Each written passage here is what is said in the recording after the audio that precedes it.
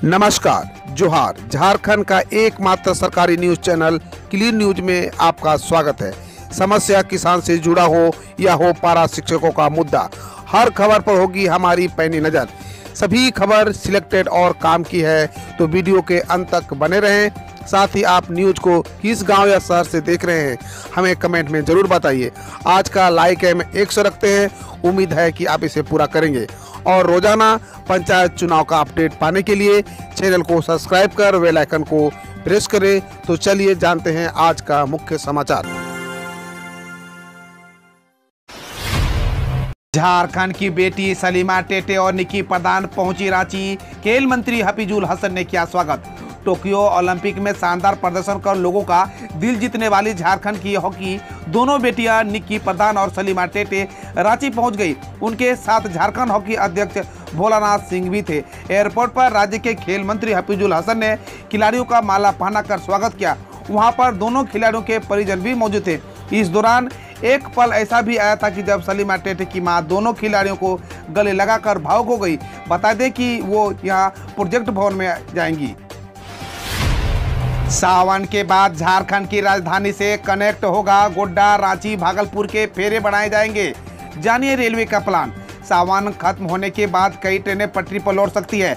इनमें भाया धनबाद चलने वाली रांची देवघर इंटरसिटी और रांची भागलपुर एक्सप्रेस शामिल है। सावन महीने में बाबा नगरी देवघर में भीड़ ना बढ़ जाए, इसके मद्देनजर रांची देवघर इंटरसिटी को रोका गया है। इसके साथ ही रांची से जसीडीह होकर भागलपुर जाने वाली ट्रेन के चलने को लेकर कोई सूचना जारी नहीं की गई है। इन दोनों ट्रेनों की पटरी पर लाने के लिए पूर्व मध्य रेलवे में परिचालन से जुड़े विभाग ने मंथन शुरू कर दिया है। झारखंड की राजधानी रांची को संथाल के गोड्डा को रेल सेवा से जोड़ने का प्लान है। गोड्डा में इसी साल रेलवे स्टेशन बना है। अभी तक यहां से ट्रेन राजधानी के लिए कोई ट्रेन नहीं है। प्रधानमंत्री फसल बीमा योजना पर संसदीय समिति का सुझाव, किसानों को फायदा पहुंचाने के लिए एक कदम उठाने होंगे। प्रधानमंत्री फसल बीमा योजना किसानों के लिए बहुत ही राहत देने वाली योजना है, जिसके तहत किसानों की फसल आपदा में बर्बाद होने पर उन्हें मुआवजा दिया जाता है। यह योजना किसानों के लिए कितनी फायदेमंद साबित हो रही है और सिस्टम की ओर से इसके इम्प्लीमेंटेशन में कहाँ कमियां हैं, इसको लेकर संसदीय समिति ने इसकी रिपोर्ट प्रस्तुत किया है। संसदीय समिति ने फसल बीमा योजना के तहत किसानों द्वारा किए गए दावों के निपटान में देरी को लेकर सरकार की खिंचाई करते हुए इसे अधिक तकनीकी आधारित और किसानों के अनुकूल बनाने का सुझाव दिया है।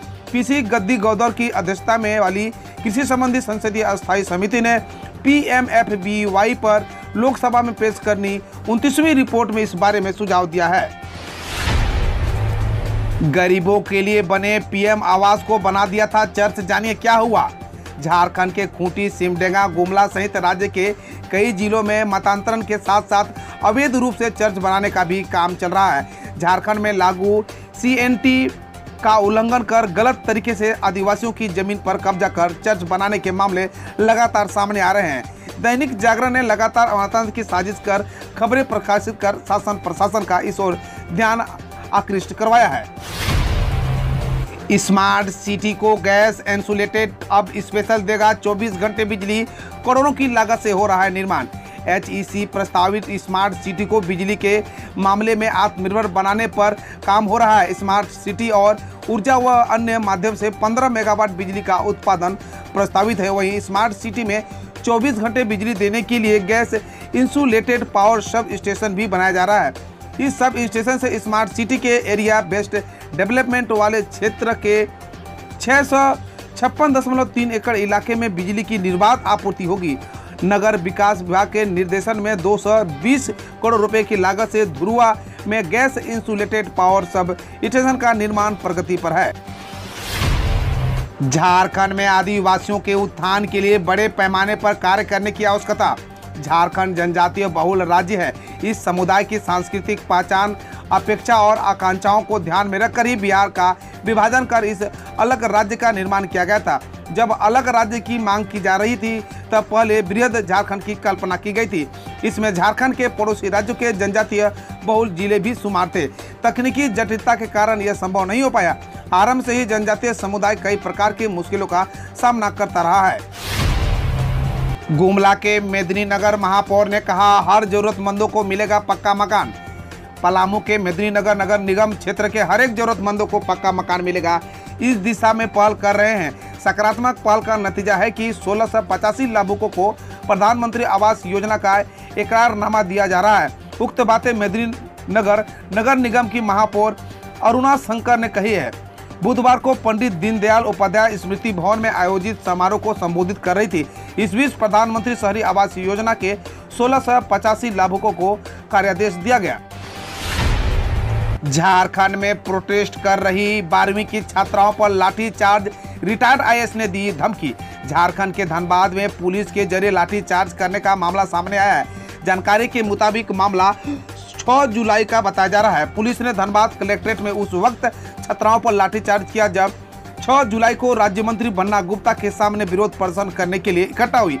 यह मामला तूल पकड़ता जा रहा है। इस मामले में रिटायर्ड आईएएस सूर्य प्रताप सिंह ने वायरल हो रहे वीडियो को ट्वीट करते हुए लिखा, झारखंड की तस्वीर लोकतांत्रिक व्यवस्था पर धब्बा है।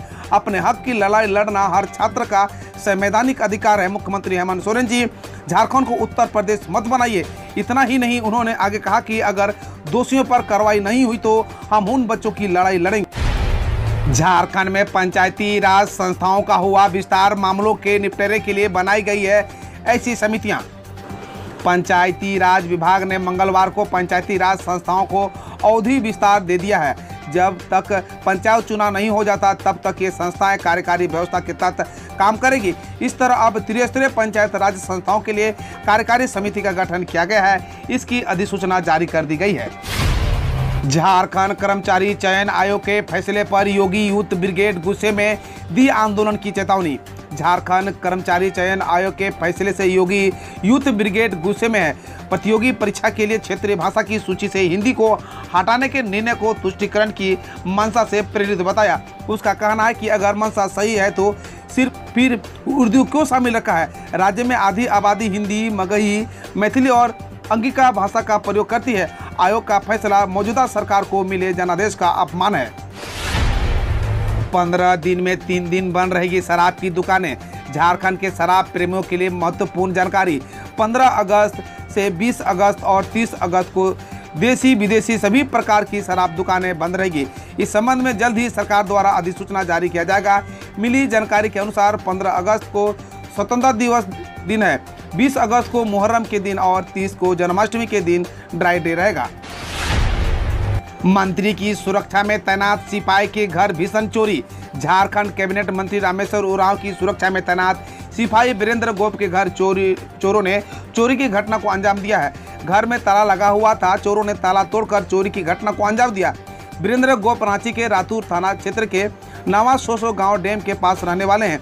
पत्नी की मौत के बाद वीरेंद्र गोप कर्मकांड के लिए अपने पैतृक गांव इटकी गए हुए थे। फिलहाल पुलिस मामले की जांच कर रही है। राष्ट्रीय लोक अदालत के प्रचार प्रसार की तैयारी पूरी।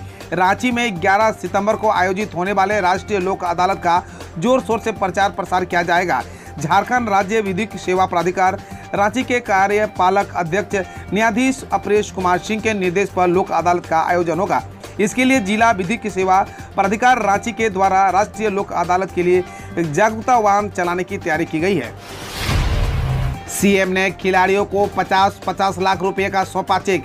झारखंड के सीएम हेमंत सोरेन ने भारतीय महिला हॉकी टीम के खिलाड़ी सलीमा टेटे और निकी प्रधान को 50-50 लाख रुपए का चेक सौंपा।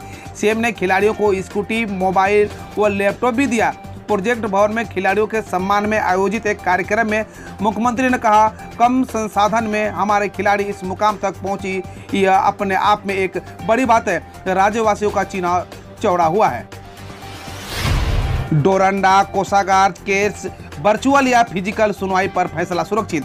चारा घोटाला मामले में डोरंडा कोषागार से अवैध निकासी केस में एक बार फिर आरजेडी सुप्रीमो लालू प्रसाद यादव की मुश्किलें बढ़ सकती है। लालू यादव के वकील के मामले की सुनवाई फिजिकल माध्यम से हो, इसको लेकर याचिका दायर की गई थी।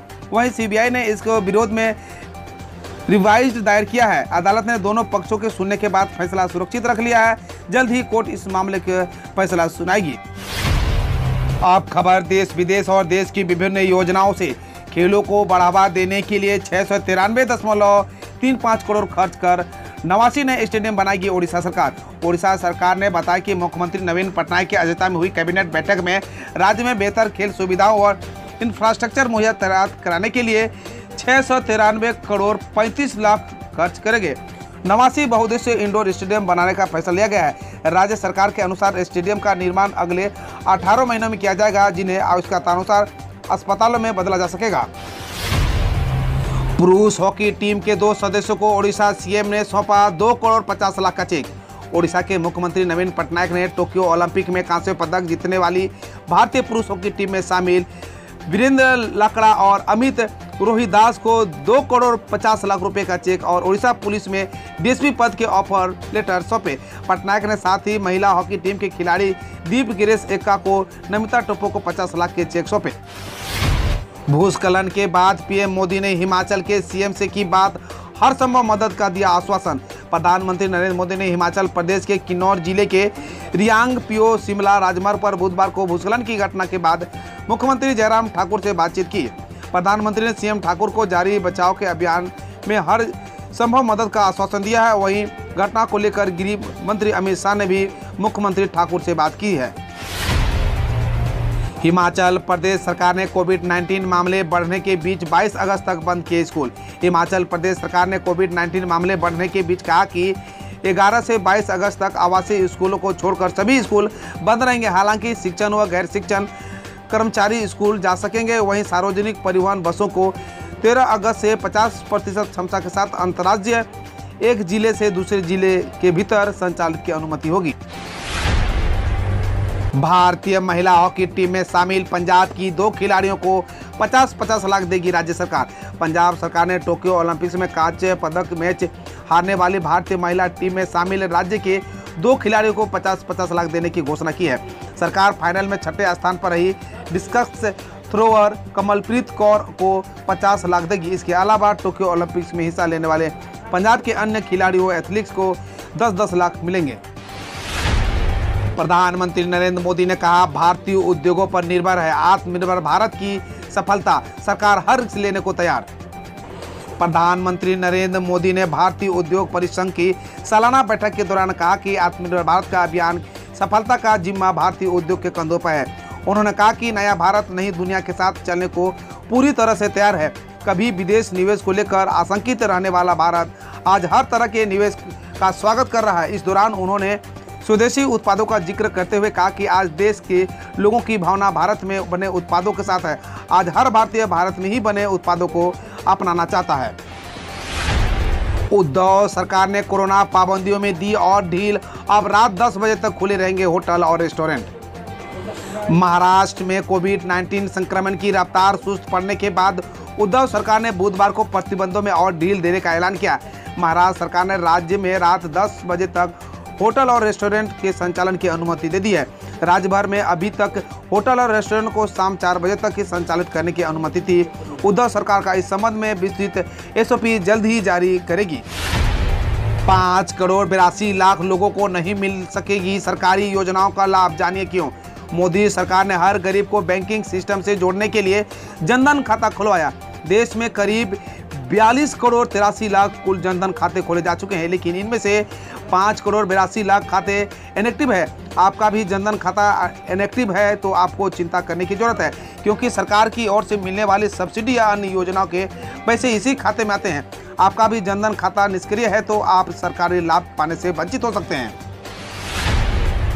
यूपी में 2 दिन की साप्ताहिक बंदी खत्म, शनिवार को खुलेंगे दुकानें, रविवार को बंद रहेगा बाजार, योगी सरकार ने जारी किया आदेश। उत्तर प्रदेश में अब 2 दिन की साप्ताहिक बंदी को हटा दिया गया है। शनिवार को भी दुकानें खुलेंगी, सिर्फ रविवार को ही बाजार बंद रहेगा। शासन ने मास्क की अनिवार्यता, 2 गज की दूरी और सैनिटाइजर के प्रयोग की शर्त के साथ सप्ताह में 6 दिनों तक सुबह 6 बजे से रात्रि 10 बजे तक गतिविधियों की अनुमति दी गई है। रविवार को साप्ताहिक बंदी पहले की तरह जारी रहेगी। योगी सरकार ने इस संबंध में दिशा निर्देश जारी कर दिया है। नकली शराब बनाने व बेचने वालों की खैर नहीं, मध्य प्रदेश ने किया मौत का सजा और 20 लाख रुपए के जुर्माने का प्रावधान। मध्य प्रदेश कैबिनेट ने जहरीली शराब पीने वाले के मौत की सजा देने वाले संशोधन विधेयक को मंगलवार को मंजूरी दे दी है। नए संशोधन विधेयक में जहरीली शराब बेचने के दोषी पर 20 लाख रुपए तक के जुर्माने का प्रावधान भी किया गया है। मध्य प्रदेश में बीते 11 महीने के अंदर करीब 50 लोगों की जान जहरीली शराब पीने से हो गई है, जिसके बाद कानून को सख्त कर दिया गया है। वित्त और आबकारी मंत्री जगदीश देवड़ा ने विधानसभा में यह बिल पेश किया है। अब इस विधेयक को राज्यपाल बंगूबाई पटेल के पास मंजूरी के लिए भेजा जाएगा। हम रोज ऐसे ही न्यूज लाते रहेंगे, तो यदि आपने अभी तक क्लीन न्यूज को सब्सक्राइब नहीं किया है तो पहले फटाफट सब्सक्राइब कर लें, साथ ही बेल आइकन को दबा दें ताकि कोई अपडेट मिस ना हो।